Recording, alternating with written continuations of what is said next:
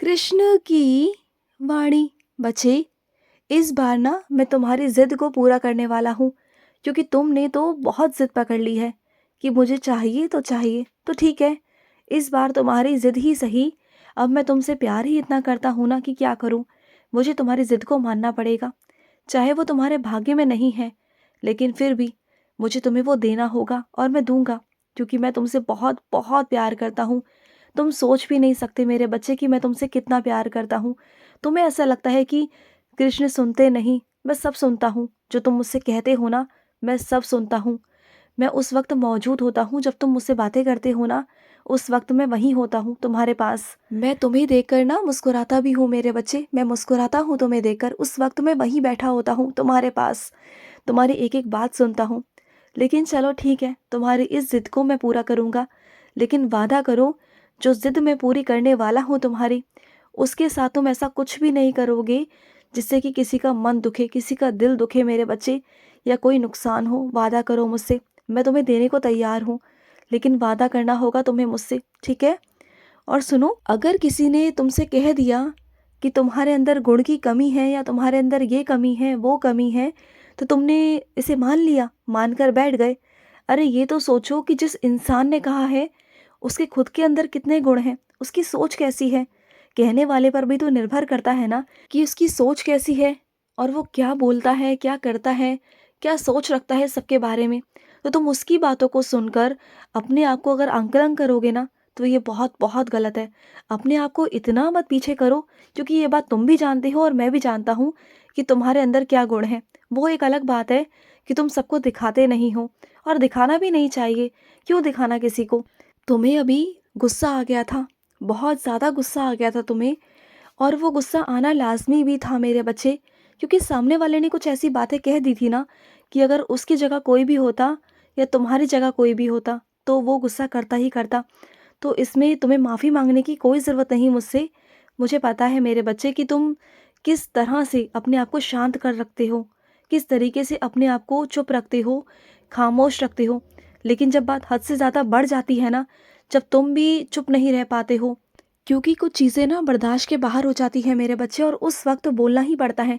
और अगर इस तरीके से चुप रहोगे और सामने वाला कुछ भी कहेगा, तो तुम उसे शह दोगे। उसे शह मत दो, उसे वहीं उसी वक्त रोक दो कि आज तो कह दिया, लेकिन आज के बाद नहीं, बिल्कुल नहीं।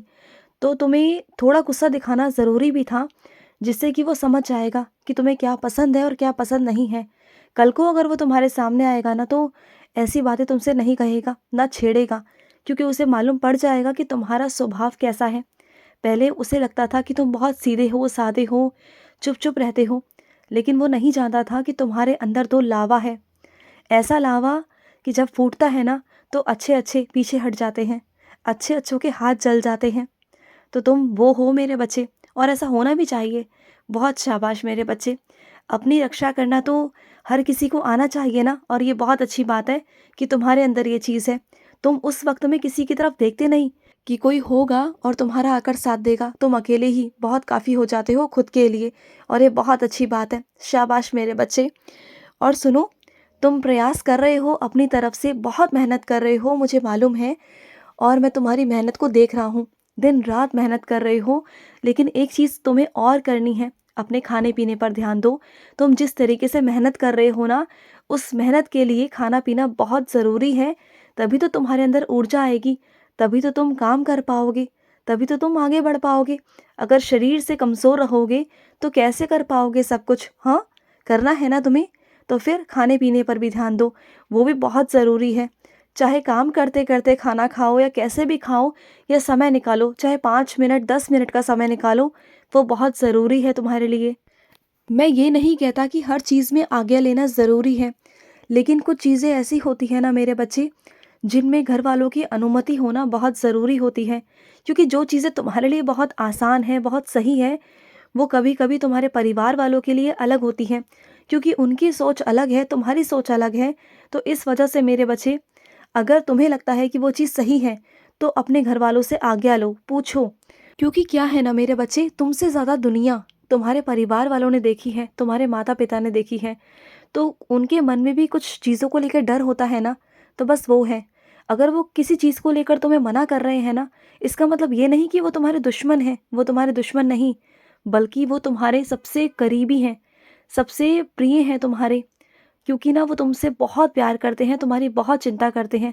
उनके मन में एक डर होता है तुम्हें लेकर कि कहीं तुम्हारे साथ कुछ घटित ना हो जाए। इस वजह से वो कुछ चीज़ों को तुमसे मना कर देते हैं। लेकिन हाँ, मैं ये भी नहीं कहूँगा कि कुछ नहीं करना। देखो, करना है, और अगर सही लगे तो उन्हें मनाओ। अगर मना सकते हो तो मनाओ, और अगर नहीं तो फिर नहीं। उनके नहीं का मतलब नहीं समझना चाहिए तुम्हें। ये नहीं कि उन्होंने अगर मना किया तो उनके पीठ पीछे जाकर तुम वही काम कर रहे हो जो उन्होंने मना किया, और कल को अगर कुछ परेशानी आ गई ना, तो तुम उनके आगे खड़े नहीं हो पाओगे, उनसे नज़रें नहीं मिला पाओगे। वो तो खैर तुम्हें बचा ही लेंगे, बताएंगे, चीज़ें रास्ता भी दिखाएंगे, क्योंकि वो तुम्हारे माता पिता हैं। लेकिन क्या तुम अपने नज़रों में उठ पाओगे ऐसा कुछ कर कर? तो ऐसा कुछ मत करो। ना का मतलब ना।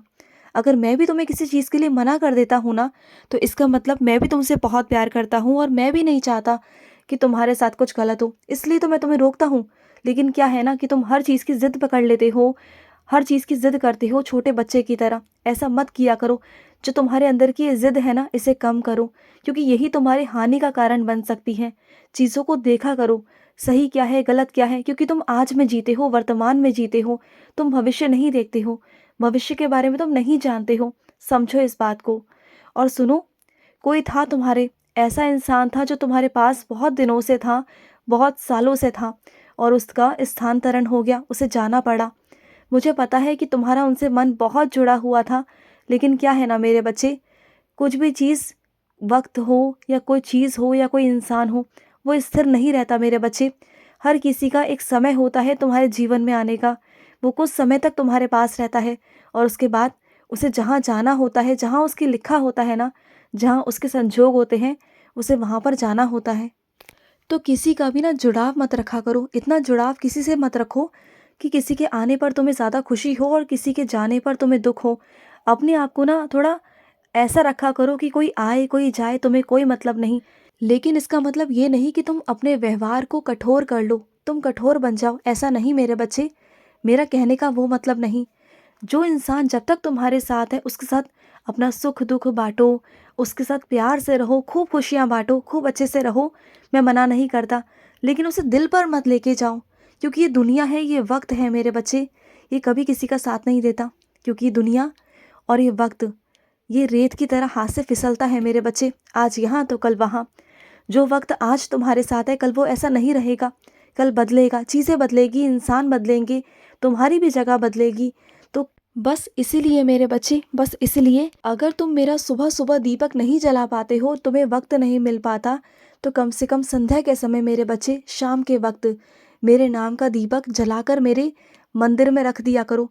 अगर तुम्हें पूजा का समय मिले तो पूजा करो, और नहीं मिले तो कोई बात नहीं। 5 बार 10 बार मेरा नाम जाप कर कर वहाँ से हट जाया करो, कोई बात नहीं। मैं देख रहा हूँ मेरे बच्चे, जो तुम जिम्मेदारियाँ उठा रहे हो ना अपने घर परिवार की, वो भी मेरी एक सेवा ही है। जो तुम कर रहे हो वो भी मेरी एक सेवा है। ऐसा नहीं कि बस मेरी पूजा करना ही सेवा है। जो तुम अलग अलग तरीके से अपनी ज़िंदगी में निभा रहे हो ना, वो भी मेरी एक तरह से सेवा ही है। जो तुम कर रहे हो, जो सबके लिए करते हो ना, वो भी मेरी एक सेवा है। तो कोई बात नहीं, मुझे वो भी स्वीकार है, उस रूप में भी मैं तुम्हारी सेवा को स्वीकार करता हूँ, तुम्हारी पूजा को स्वीकार करता हूँ। और सुनो, तुम्हारे हिसाब किताब में ना गड़बड़ी है, उसे जाकर ठीक करो। जाकर एक बार दोबारा जांचो अपने हाथों से, किसी और के हाथों से नहीं, खुद से। देखो कि कहाँ कमी आ रही है, कैसे कमी आ रही है, और चीज़ों में गड़बड़ी कैसे है, पैसों में कैसे गड़बड़ी है। तुम ध्यान नहीं दे रहे हो, ध्यान दो, जांचो और चीज़ों को देखो मेरे बच्चे। समझ गए ना? खुश रहो। आज का कृष्ण संदेश समाप्त हुआ। जय श्री कृष्ण।